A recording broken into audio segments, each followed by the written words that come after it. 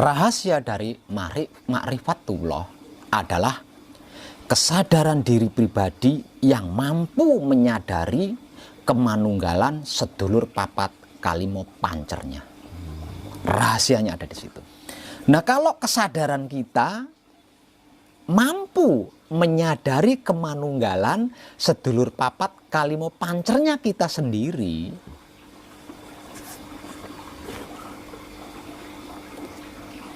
Tuhan juga gaib tuh, Mas.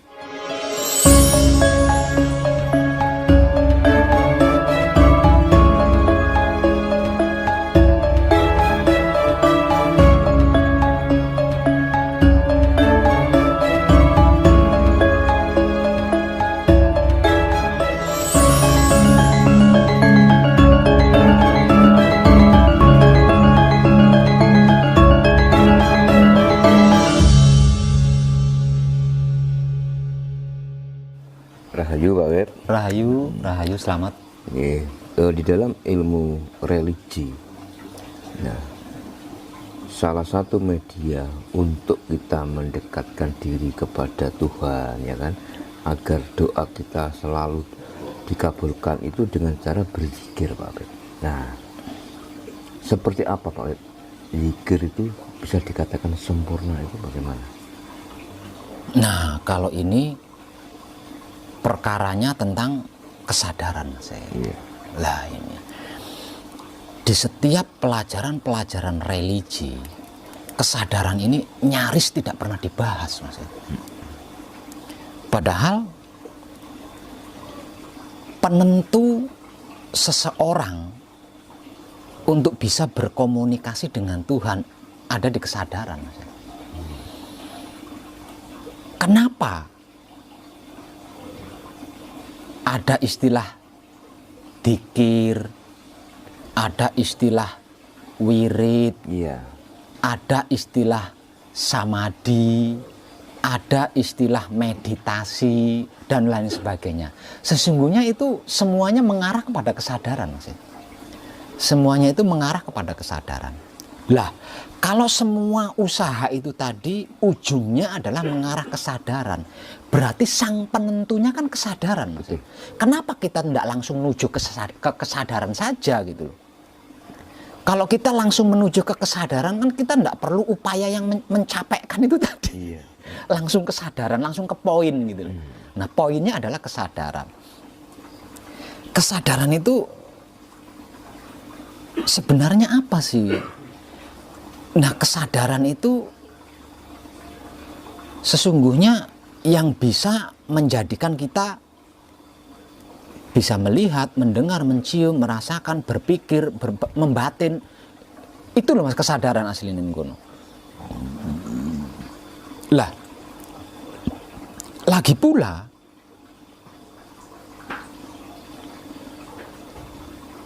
Tuhan menyapa setiap makhluknya itu melalui kesadaran itu, Mas.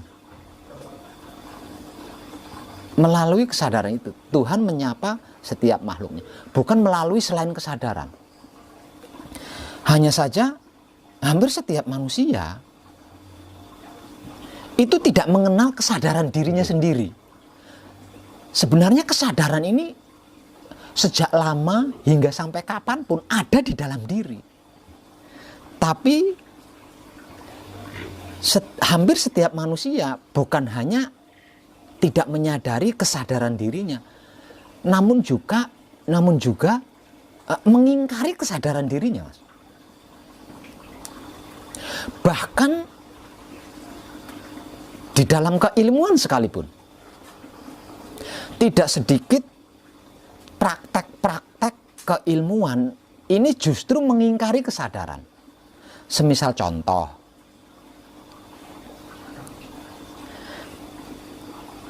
rokok favorit saya adalah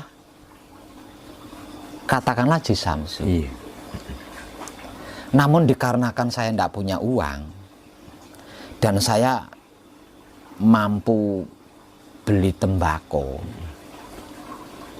agar supaya saya bisa menikmati rasanya rokok favorit saya,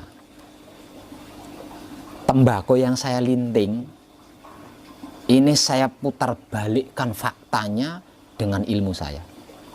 Sehingga wujudnya lintingan, tapi rasanya rokok favorit saya. Nah, ini harus mengingkari kesadaran, tuh Mas. Iya. Nah itu. Padahal peran kesadaran di dalam diri setiap orang ini luar biasa penting. Bagaimana tidak saya katakan penting?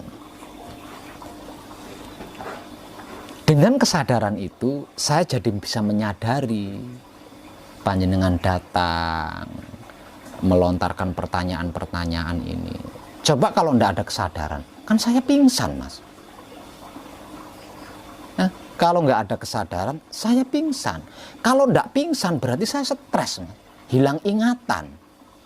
Bisanya saya menjawab pertanyaan-pertanyaan yang panjenengan lontarkan. Panjenengan juga bisa melontarkan pertanyaan-pertanyaan kepada saya. Itu karena apa? Karena kesadaran, Mas. Nah, sesungguhnya tentang Tuhan pun sama. Hanya saja selama ini kita mengingkari kesadaran tersebut. Dikarenakan saking seringnya mengingkari kesadaran, menjadi tidak kenal dengan kesadaran diri pribadinya sendiri.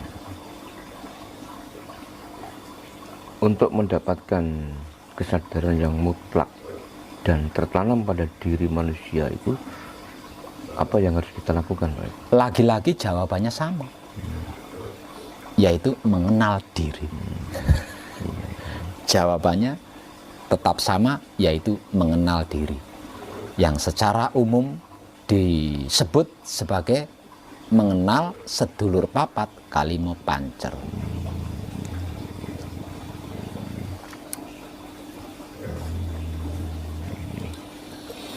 Di dalam diri manusia itu kan ada yang dinamakan Nur Muhammad, ya Pak ya.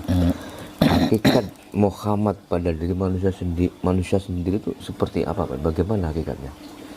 Itu bahasa religi. Iya.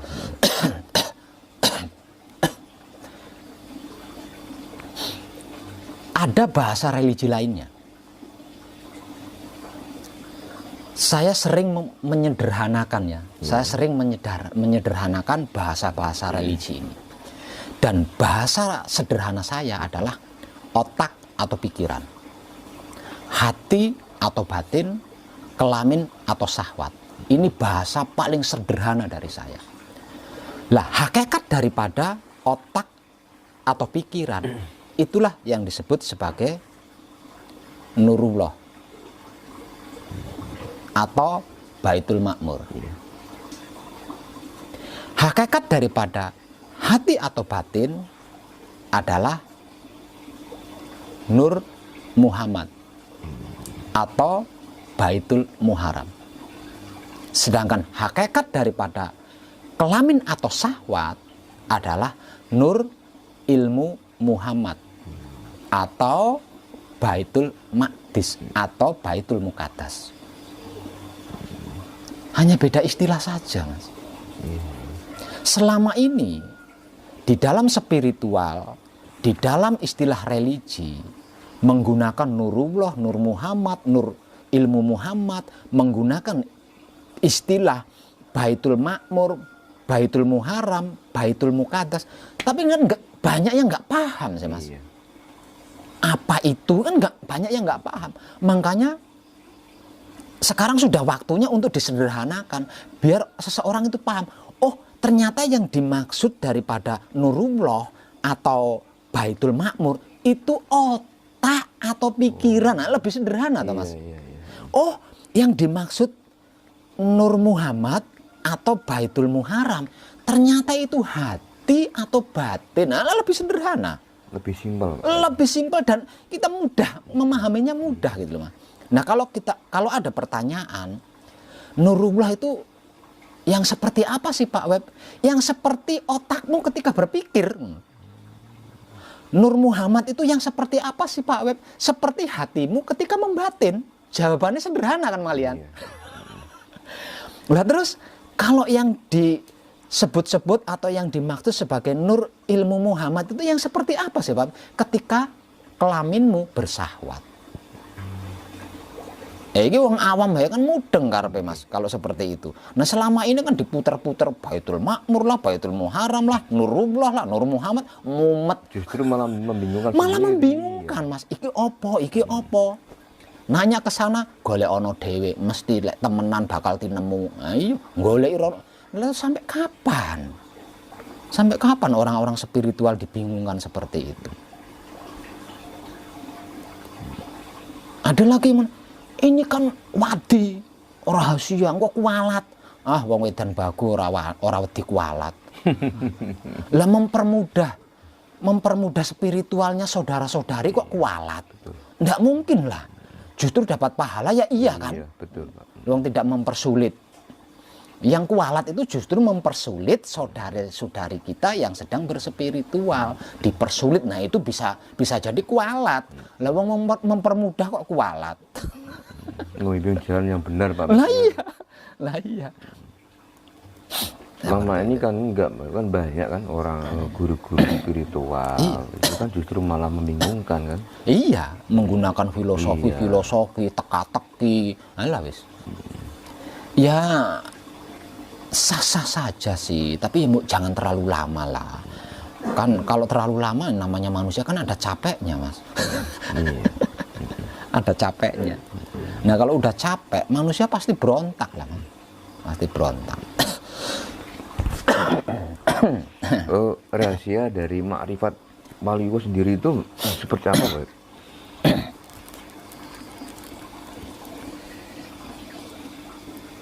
Rahasia dari ma'rifatullah adalah kesadaran diri pribadi yang mampu menyadari kemanunggalan sedulur papat kalimo pancernya. Rahasianya ada di situ. Rahasianya. Nah, kalau kesadaran kita mampu menyadari kemanunggalan sedulur papat kalimo pancernya kita sendiri,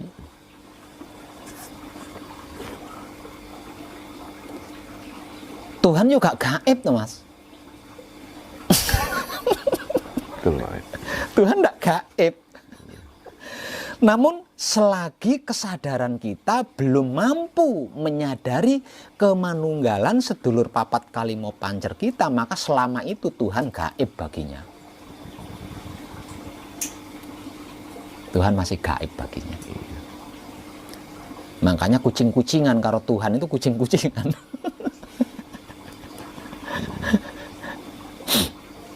Lah, agar supaya kesadaran kita memiliki kemampuan untuk menyadari kemanunggalan sedulur papat kalimo pancer kita, nah telu iki kudu resik, Mas. Iki kaitane rono maneh. Kaitane ning kono. Lah rahasianya itu di sini, Mas. Jadi ada sistem otomatis di dalam diri setiap manusia. Ada sistematik di dalam diri setiap manusia. Namun sistematik atau sistem otomatis ini tidak akan bekerja, Mas, kalau Baitul Makmur atau Nurullah ini tidak bersih. Kalau Baitul Muharram atau Nur Muhammad ini tidak bersih. Kalau Baitul Muqaddas atau Nur Ilmu Muhammad ini tidak bersih. Matik atau otomatis ini tidak akan bekerja. Sekalipun tidak kuat tirakat, sekalipun tidak punya ijazah dari perguruan tinggi, kalau tiga hal ini terjaga kebersihannya, wow keren, Mas. Tidak perlu guru. Karena sebenar-benarnya guru adalah kemanunggalan sedulur papat kalimo pancer di dalam diri kita. Dan yang lebih mengenal tubuh kita kan mereka berlima sendiri, Mas. Yang mengontrol tubuh kita kan juga mereka berlima. Dokter ahli isih nggunakake alat ngono wae sik takon keluhannya apa. Nah, ngono. Sudah pakai alat masih bertanya keluhannya apa. Yang dikeluhkan yang mana? Tapi kalau sedulur papat kalimo pancer, rumahnya sendiri kok nggak perlu nanya. Dia lebih paham, lebih ngerti, lebih tahu.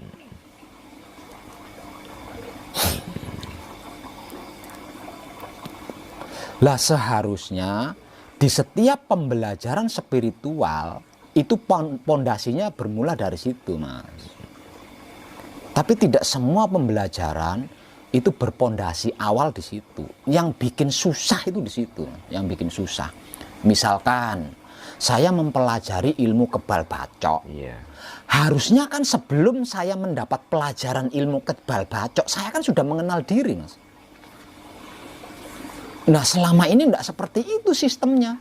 Tanpa mengenal diri terlebih dulu, langsung ujuk-ujuk mempelajari ilmu kebal bacok. Dan mempraktekkan. Sehingganya setelah berhasil menguasai ilmu kebal bacok, yo dinggo adigang adigong lah, wong nggak kenal diri. Kan ngono. Coba kalau mengenal diri, ilmu kebal bacoknya ya tidak akan digunakan untuk kesombongan. Nah, selama ini sistemnya ngono kuwi, tapi salah siapa itu? Empuh. Ya salah itunya sendiri, Pak. Orang sendiri kurang mengenal diri sendiri itu sebetulnya. Iya. Harusnya semua pelajaran itu berpondasi di diri itu tadi, Mas. Dengan berpondasi di diri, nggak ada yang menyimpang, apapun nggak ada yang menyimpang. Bahkan di dalam kitab itu sudah dikatakan, Mas, Iqra. Bacalah kitab yang kekal, kitab yang ada di dalam dirimu sendiri. Lah kitab yang kekal, kitab yang ada di dalam diri kita sendiri, kalau bukan sedulur papat kali mau pancer, opo? Gitu. Jadi intinya orang itu mau belajar ilmu apapun, kuncinya di jati diri, Pak. Iya, awali di jati diri. Dengan mengawali pembelajaran apapun dengan diri, tidak akan tersesat, Mas. Tidak akan tersesat. Tidak akan bingung, tidak akan mengalami kesulitan-kesulitan. Bahkan saya berani katakan, tidak akan mengalami kegagalan di dalam belajar. Gitu. Mantapnya kan di situ.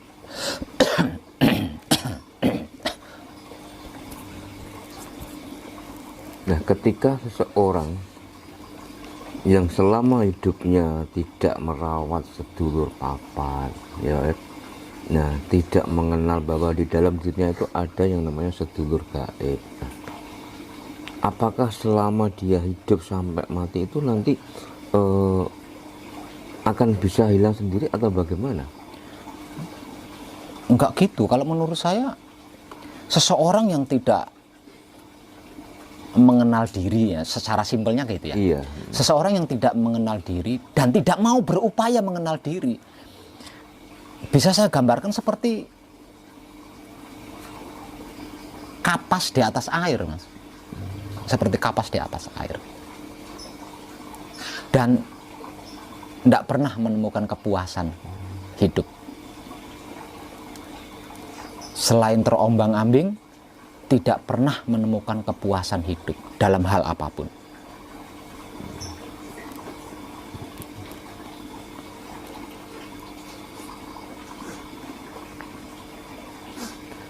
Jadi kayak perbuatan jahat, ya kan, ada maksiat, mencuri dan sebagainya, itu merupakan dari kurangnya kita sendiri untuk mengenal jati diri atau aslinya iya, apapun itu, apapun itu.